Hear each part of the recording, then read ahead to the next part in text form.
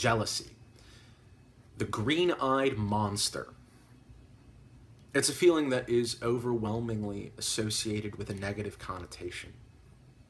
Even in the Old Testament, coveting is one of the worst sins that one can commit.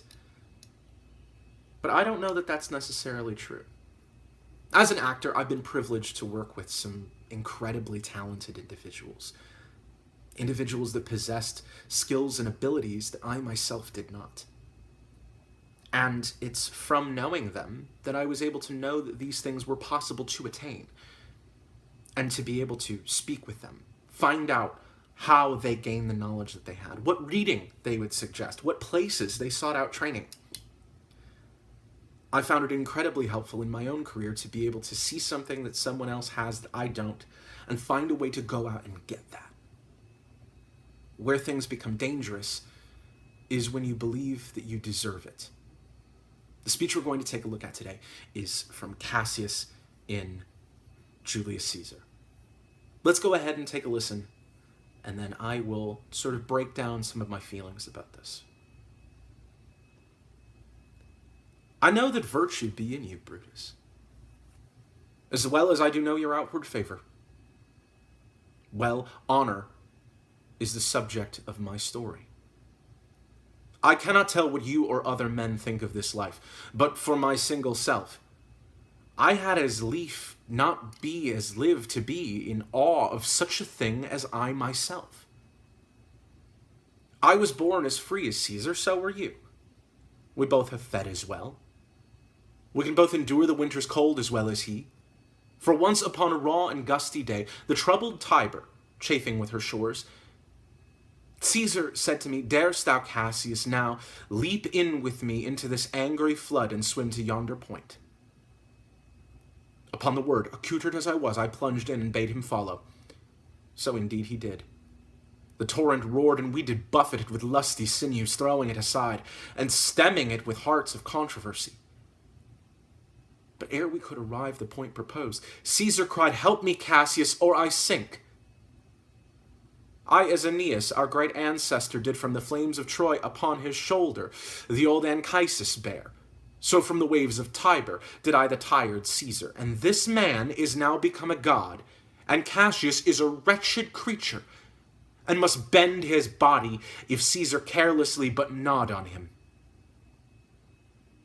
He had a fever when he was in Spain, and when the fit was on him, I did mark how he did shake. 'Tis true, this god did shake. His coward lips did from their colour fly, and that same eye whose bend doth all the world did lose his lustre. I did hear him groan. Aye, and that tongue of his that bade the Romans mark him, and write his speeches in their books. Alas, it cried, "Give me some drink, Titinius," as a sick girl. Ye gods, it doth amaze me, a man of such feeble temper should get the start of the majestic world and bear the palm alone. There are some aspects of this speech that I think it's important for everyone to know and understand, that we are all the same, that there is no one higher or lower. But our circumstances do change things. Cassius wonders why the world looks on Caesar as a god. But Cassius has not fought in the wars. Cassius has not done the things that put Caesar in the position Caesar is in. He simply thinks that he deserves it because a man should not be higher than him. And that's a dangerous place to put your faith. To simply believe that because I am the same as someone else, that I can and deserve to have exactly what they have. What you have to see is the work that goes into that. And work hard yourself.